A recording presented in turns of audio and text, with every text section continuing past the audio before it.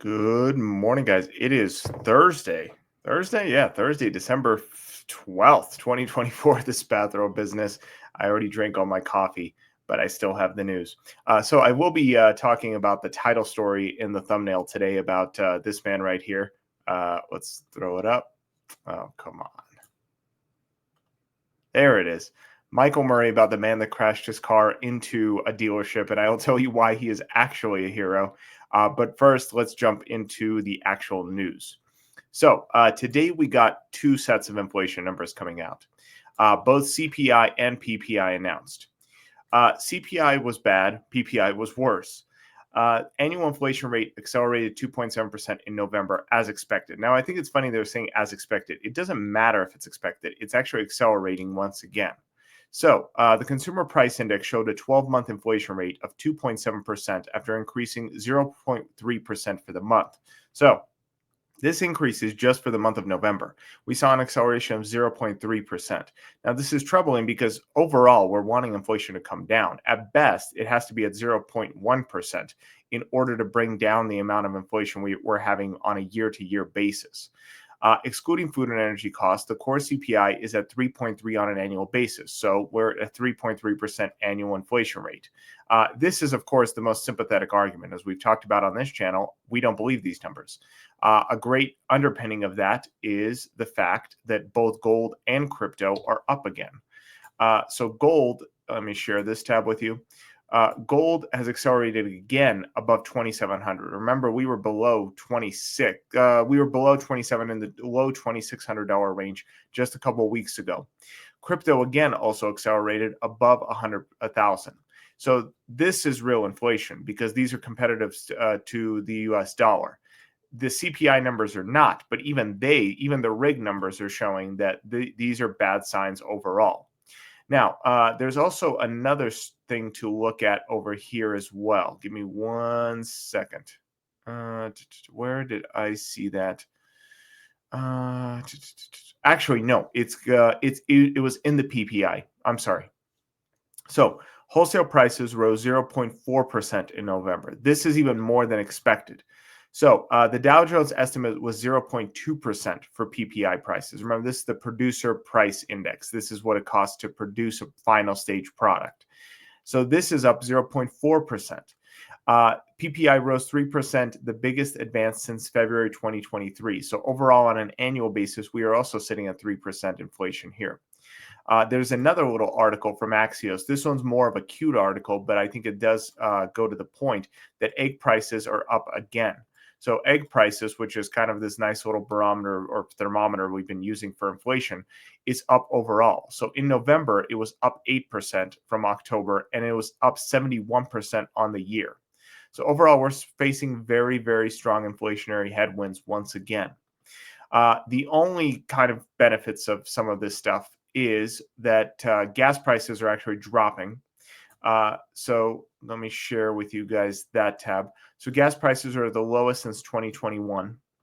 Overall, our jobs market is good. We've talked about retail half a dozen times, so that's looking good. Everything on the jobs front is maintaining strong. We still have low unemployment, but inflation is still a very, very powerful pressure in this economy. Unfortunately, the Fed does not seem to care. They do not seem to want to respond. They are still talking about cutting interest rates next week.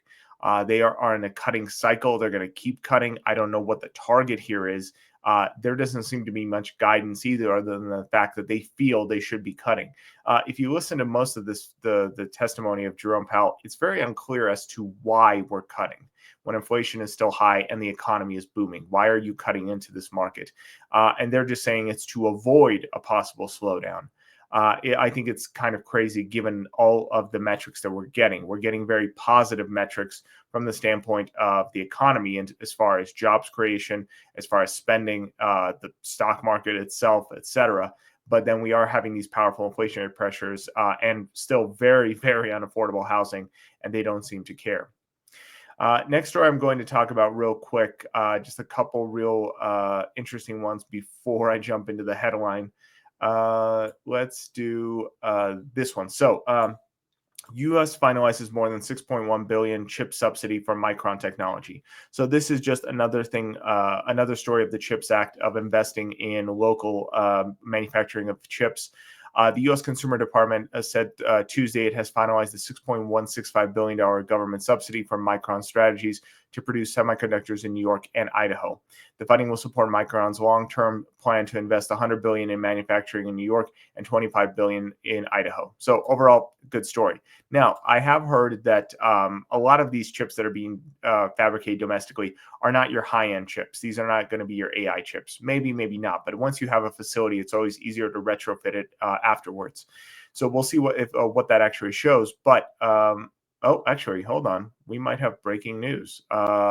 Watch ECB President Christine Lagarde speak after rate decision. Okay, we might have breaking news right now. Oh, this is European. We don't cover Europe. Never mind. Okay. So anyway, as I was saying, oh, and you guys aren't seeing my screen, are you?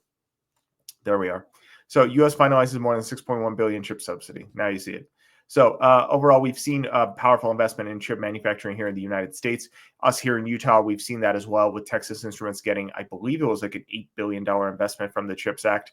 And it's currently underway of construction, I think due to be completed within the next couple of years.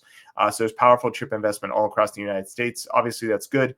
But this might be one of the final acts of the Biden administration as the Trump administration comes in and has not actually signaled what they're going to be doing with chips and domestic manufacturing in that regard.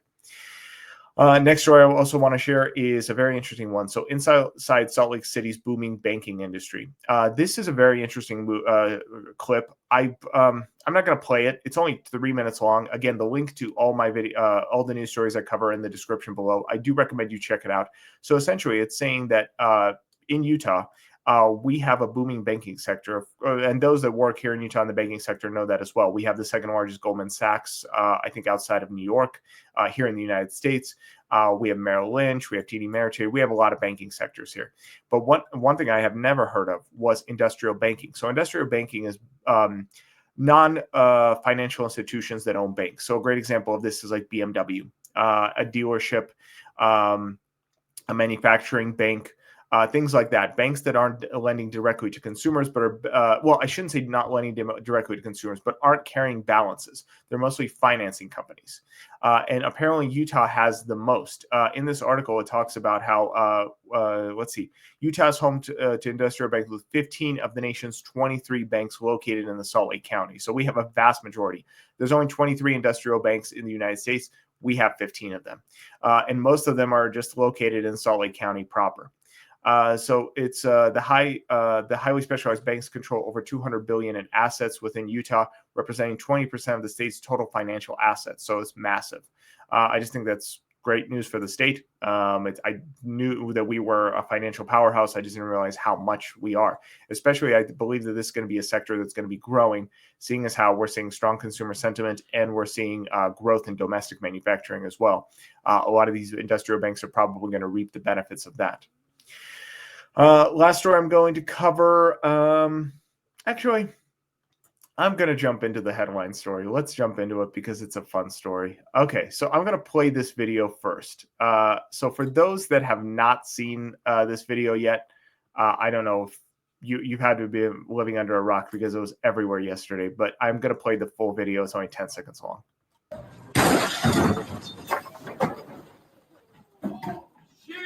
I wasn't, huh? I told you, motherfuckers. Whoa! Call the cops! Okay, so that's the video. So for those that don't know this story, this man's name is Michael Murray. He purchased a car from Tim Daly Tim Daly Mazda of Utah yesterday. That same day, he went to a mechanic where he had it inspected, and it turned out that the car had major flaws. He took it back to the dealership saying that they sold him a lemon. They refused to refund his money. They refused to do anything about it, blah, blah, blah. And he blew up and did that. Now, a lot of people think that he's in the wrong, and obviously he is for driving a car through the front of the dealership. But I myself have had that same sentiment with Tim Daly. And the reason I say that is because this is a fraudulent company. Tim Daly, it's a dealership group here in Utah. located entirely, I believe, in Salt Lake County. They have Tim Daly Infinity, Tim Daly Used Cars, Tim Daly Nissan, Tim Daly Mazda. It is a company that owns several dealerships, and they do this kind of fraudulent stuff all the time. I myself had this experience just a couple of months ago. So I'm going to jump into what happened with me. So I originally leased a car from Tim Daly Infinity in 2018. In 2021, the lease was up So I had to decide, am I buying this thing out? Am I giving it back to the dealership? At the time, car prices were ridiculous, still kind of are, but they were especially bad at the time. Interest rates were at an all-time high. And so I felt like the best thing to do was to refinance it because everything new was just ridiculously expensive. So I went to them and I did the purchase. Now, at the time of the purchase, they sold me on something called the Forever Warranty. For those that don't know, here in Utah, the Forever Warranty is a big deal. The reason I say it's a big deal is Tim Daly advertises this pretty heavily. So on all of their ads, they talk about the Forever Warranty. Let me see if I can find images or blah, blah, blah, blah, blah. Yep, here it is. So I'm going to share this tab with you guys. So this is their website, the Forever Warranty. They advertise this for both their new and their used cars. And they play it up with the fact that if you buy a car from us, no matter what happens, you'll be able to get it repaired. Now, I was skeptical at the time because it just sounds too good to be true. But they presented me with the sales contract. And on the sales contract, it's a multi-page document, but actually the language was pretty simple to understand. So I'm going to share with you guys well, no, I won't share that yet. Pretty upfront, it seemed like everything was going to be covered. So I agreed. I purchased the Forever Warranty from them. It was roughly, I believe, about $3,000. And then I actually financed it into the cost of the loan. So it probably ended up at the time being closer to $4,000 with all the financing included. But I purchased it from them. Back in September, and it's December right now, remember this just a few months ago, my car started doing something very strange. I could tell something was off with the engine. So I took it to them and left the car with them for the day for diagnosis. I told them, I think something's wrong with the engine. So they took the car and began doing inspection on it. Come to find out that the engine is in fact blown. I don't know the technical term of it. I'm not a car guy. You should ask my brother. But essentially, the car engine was dead. It was not drivable. It needed a full replacement, including the turbos and everything. Well, I said, that's fine. I have the Forever Warranty. And that's when the trouble started. They said, well, it's actually not that simple. You see, your Forever Warranty isn't actually a warranty. It's an insurance plan. That I had no idea was the case. I believed that I had just purchased something through Infinity. But apparently Infinity then just goes and purchases a insurance through a company called Portfolio in order to pay for incidents like this when they happen. Now, at the end of the day, it doesn't matter to me because if it called an insurance, call it a warranty, I purchased it and it's had explicit language. The salesman who sold it to me said that no matter what happens, bumper to bumper, this car will be fixed. So don't worry about it. So I said, okay. So we began the process of applying to the insurance. Now, what did that entail? That entailed me supplying them with service records, all the service records for the history of the car. It was pretty annoying because already the language seemed like they were not wanting to honor the warranty. But okay, I have to go through these steps. I'll do it. So I pulled every record from Jiffy Lube and Infinity themselves and every other place I took it to for oil changes, filters, etc. over the last several years. This is again from 2018. So that's about 6 years of records. After about a week, I finally found them all. I submitted them and we waited. Several more weeks went by. Finally, they come back with the fact that this insurance company, Portfolio, came out and did their inspection. And indeed, the engine is blown and it needs full replacement. Huzzah, we're done. Great, the car is going to be repaired. Not so fast. This is where the trouble started. Tim Daly said that because the car isn't new, they can't actually replace it with a brand new engine. They could only cover a partial cost of the car given the current value, which in other words, of a $22,000 engine, they were only going to cover $9,000, leaving me with a $13,000 burden. Now, this was insane. This is where the argument started. And I started saying, hold on a second. I didn't even know about this insurance thing. I signed a warranty with you guys, and you said that no matter what happens, it was going to be covered. Your salesman sold me on the fact that by purchasing this, my car is covered. And they began to say, no, that's not true. It's only based off of the value of the car, et cetera, et cetera, et cetera, completely refusing to cover it at all. So this is where I began to have to go back and dig into my documents, because I knew within the contract, I had agreed to the fact that it was going to be covered at 100%. So I'm going to share with you guys that real quick. Sorry, photos are always a little more difficult to share with this program. Okay, perfect. So this is the actual information off of my, what do you call it? Why can't I remember? Out of my contract. So this talks about it directly. So limited warranty. The dealer will pay 100% of the labor and 100% of the parts for the covered systems that fail during the warranty period. Ask the dealer for the company of the warranty and any documents that explain warranty coverage, exclusions, dealerships, repair obligations, blah, blah, blah, blah, blah. So in here, it explicitly says in very plain terms that 100% of the repairs and the parts should be covered. As long as it's owned by me, it's non-transferable. I requested the full dealership information to see if there was any other fine print or any exclusion, and there wasn't. The only thing that would be covered would be a $500 deductible from my end. I sent this back to Infinity and said, hey, what are you guys talking about? I found my contract. I have this warranty, and it clearly says that 100% of this has to be covered. I shouldn't have any out of pocket. There is no exclusion. I sent them the full contract. In the entire full contract, there is no record of there being any exclusions. The car should be repaired without question. Well, in response to that, they sent me back this document. Now, give me 1 second.